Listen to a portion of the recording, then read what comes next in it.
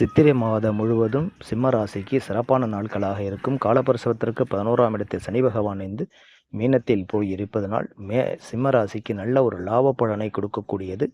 ஏன்னு கேட்டால், லாபாதிபதி மறையும் இடம் ஸ்தானத்தில் இருந்தால் சிம்மத்திற்கு நல்ல ஒரு வளத்தை, அதிகமான பொன் பொருள் சேர்க்கை அனைக்கும் கொடுப்பவர். ஏன்னா மறைவு என்பது ராஜயோகத்தை கொடுக்கக்கூடிய இந்த சனி பகவான் சிம்மத்திற்கு நல்ல ஒரு காரியகர்த்தனாக இருப்பார். அதனால் சிவனாலயம் சென்று வழிபாடு செய்யுங்கள், பெருமாளை முக்கியமாக வழிபாடு செய்யுங்கள். அனைத்து கஷ்டங்களும் நிவர்த்தியாகி நல்ல ஒரு பலனை கொடுக்கக்கூடியது.